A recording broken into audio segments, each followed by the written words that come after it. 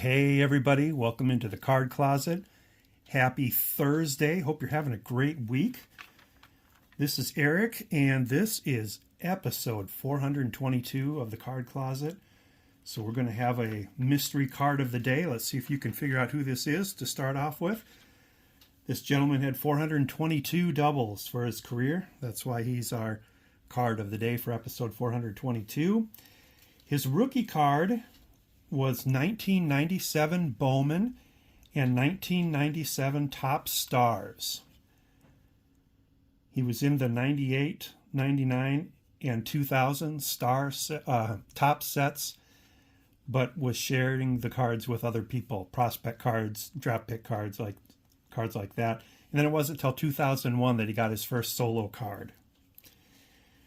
He was a switch hitter, and he got off to a big start in 2001. He became the first switch hitter ever to have 50 doubles and 30 home runs in the same season.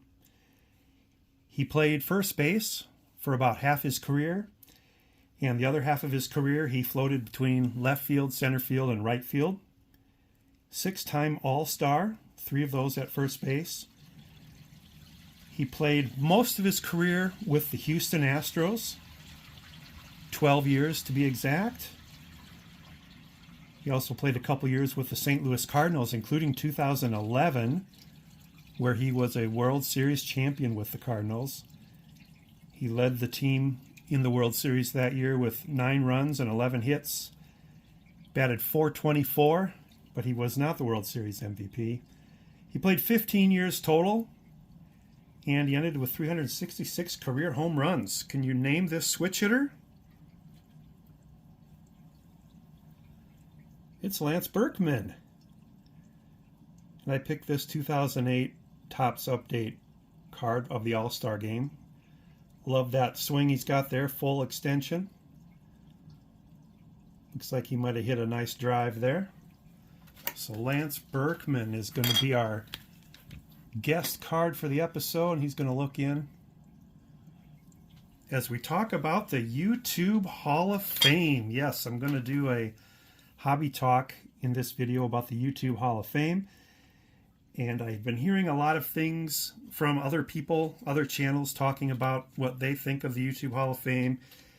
And just to give you something to look at, I'm going to put in the 2 custom cards I have of YouTube Hall of Famers. We got Baseball Collector there, and those back pages, 2 channels that I follow religiously, great channels. So we'll put them there in the background. So I want to talk about some of these things that are going around in YouTube videos right now. A lot of them are complaints about the YouTube Hall of Fame. So I kind of want to give my take on some of these things and kind of let you know where I fall. I do agree with some of these, but I promise you I'm going to try to keep this positive and not get in rant mode. So please listen on. So first thing I hear, and it's the main thing you always hear, is that the YouTube Sports Card Hall of Fame is just an inner circle of buddies who vote for themselves and vote themselves in. And that's a big perception, and it's not one that I'm going to be able to debunk, because I've heard YouTube Hall of Famers actually admit to that. I've heard one gentleman admitted it today, and when he was casting his ballot, that the Sports Card Hall of Fame has historically been people voting for their buddies, and that even this year, 9 out of the 10 people he was voting for were built into his cell phone with their phone numbers. So close people to him that he communicated with regularly. So not really going to debunk that one, because I think it probably is true. It does appear, and I've heard this said before, it appears that if you go to the National, you've got an inside track, and that does appear to be true. I don't know which came first, the chicken or the egg. Are they in the Hall of Fame because they go to the National, or do they go to the National because they're in the Hall of Fame? I don't know. But on the flip side, though, there's a lot more people when you watch those national gatherings that they have, there's a lot more people there than are in the YouTube Sports Card Hall of Fame. So not buying it completely. But I do have to say that, if this is an inside group, inner circle, they're not exclusive, however, when it comes to who they invite. Everybody that has a YouTube channel with sports cards content is eligible to vote. So you have to give it to them. They're not excluding, like only our buddies can vote. Anybody can vote. And the other thing is, like when you look at those gatherings at the National, everybody's invited. It's not just some inner circle there.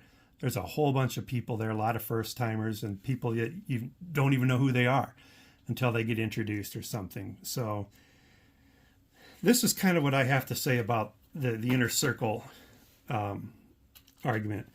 It kind of reminds me of high school, to be honest with you, in when voting for homecoming king and queen. So having been in high school in the late 80s, I think most high schools still do this. We had a royal court that was voted on by the seniors of the high school. They would determine the top 5 that would be in the court, and then all the grades would then vote between those 5 to see who were the king and the queen.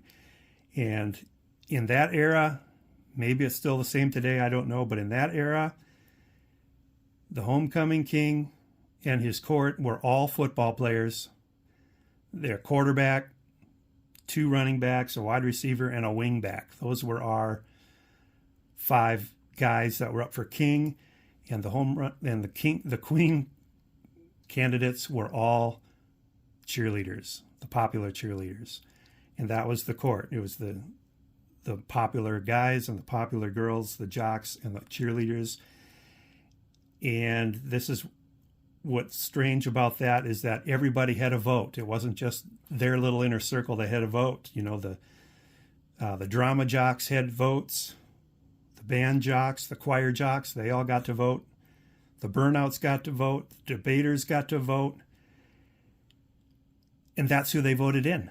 Isn't that funny? You look back now and you say people complain that you had to be popular to be on the homecoming court. Well, other people were voting for them. There are way more people who weren't in that inner circle than there are that are in the inner circle. The problem is people just they vote for who they're expected to vote for. For example, our band had 2 to 3 times, we had a huge band, 2 to 3 times the number of people in our band than were on the football team. If they had gotten together and organized, they could have put a band member, the clarinet player and the trumpet player could have been the homecoming king and queen. But no, they didn't organize. They voted for who they were expected to vote for. And that's kind of how I see this YouTube Hall of Fame. If you don't like the people that are getting voted in, don't vote for those kind of people. There's way more outer circle outsiders in this sports card community, YouTube community, than there are insiders. We're not organized, though. That's the thing. So, for example, if everybody listening to this video were to go and make a video and vote for their top 10 YouTube Hall of Famers for this year, and let's say everybody voted for me, Walk and Balk, Vintage Card Steve, etc., we get in just because of, I usually get, 75 or so views. 75 votes easily gets you into the YouTube Sports Card Hall of Fame. I think last year it took 30 something to crack the top 10. So I'm not saying, don't get me wrong, I'm not saying vote for me. Not doing that. I'm just using it as an example. But that's what I have to say to that argument. If you don't like it, be sure to vote. Vote for who you want. Vote for your corner of the community.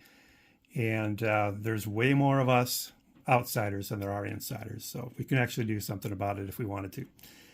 Next thing I hear about Sports Card Hall of Fame is that you have to You have to collect 50s, 60s, and 70s cards, slabbed cards of Hall of Famers.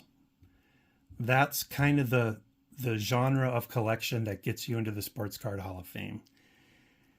And I can see why I've heard that. A lot of the people in the Sports Card Hall of Fame collect vintage. But it's not all of them. And I think it's actually changing. If you look at the people that got in last year, there's certainly exceptions to that rule. And as time goes on and as the circle gets wider, I think that's going to change more and more. I think that potentially might be an alternative to the inner circle theory, is that it's actually not buddies voting for themselves, but people who are like-minded in the hobby and enjoy the same cards voting for other channels that have the same interests because they like those channels.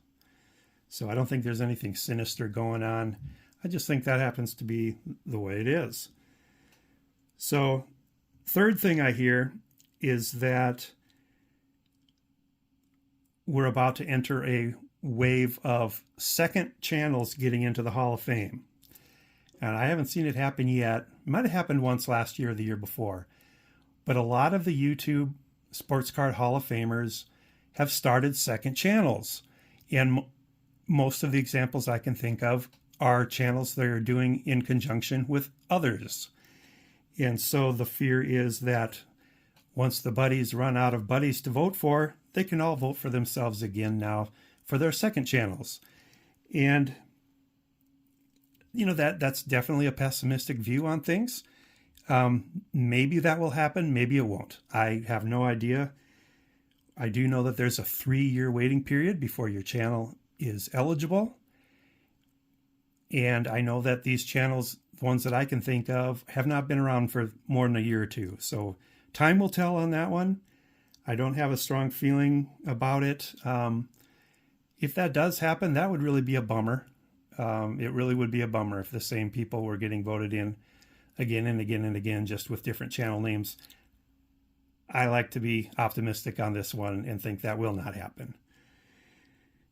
And then the last topic that I want to talk about a little bit here is that I've heard some people mention that when you get voted into the Sports Card Hall of Fame, that's your excuse to stop doing videos. And that definitely passes the snicker test with me, but I did pull up some of my favorite YouTube Hall of Famer channels that I frequent and that I watch regularly. And I just spot checked them. I didn't go through everybody, but, you know, so there's a lot of truth to that one, actually. Bob Lewis.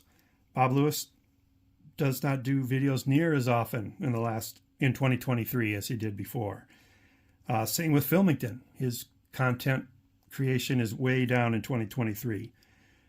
She Blinded Me with Refractors.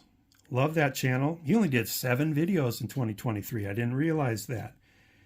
Those Back Pages, he's down to every 2-3 weeks he puts one out. He was definitely more regular than that before. Elite Hunters, James, he's down in 2023. Now, I can't say that's because he got elected into the Hall of Fame, though. So that's the part of it I don't buy. Now that I'm a Hall of Famer, I don't need to do as many. I think life happens. I think that there are a lot of channels that are not Hall of Famers that their content is down. Some of my favorite channels, for example, Back to the Cardboard. He took 11 months off in 2023. He only did a handful of videos at the end of the year. Life happens. Near Mint Musings. He went missing for over half the year, and since he's come back, he doesn't do videos very often anymore. And so it's not, I don't think it's just because you got to the Hall of Fame that's your ticket to getting to do less content. And then also, I have to say, when I went through my subs, there's people out there doing just as many videos as before. Baseball Collector, Picker GMS, John Mangini, Bill Hall of Fame Collector. They're doing as many videos now as they ever did. And so I don't think that there's much validity to that one. So in final words here, vote. That's what it all comes down to. If you're disgruntled about the YouTube Sports Card Hall of Fame, don't not vote because of that. Vote for the way you want it to be. We're allowed to vote. There's going to be probably over 100 to 120 different channels voting. It's an opportunity. If you don't like it, vote and make a change. And pick your favorite channels. Pick the channels that don't exemplify what you think is the problem with the Sports Card Hall of Fame. Pick whoever you want. And just enjoy it. I think the whole thing is meant to be fun. It's meant to expose people to a lot more channels. Every channel that gets a vote gets added to the spreadsheet that anybody can access and go down and find new channels and use it to, think of the positives of it. So that's all I've got for you today. I will be doing a YouTube Sports Card Hall of Fame ballot in an upcoming video. I think we have until the end of the month. So everybody take this seriously. Think of who you'll vote for. Looking forward to seeing all your ballot videos. So take care, everybody. Talk to you later. Bye.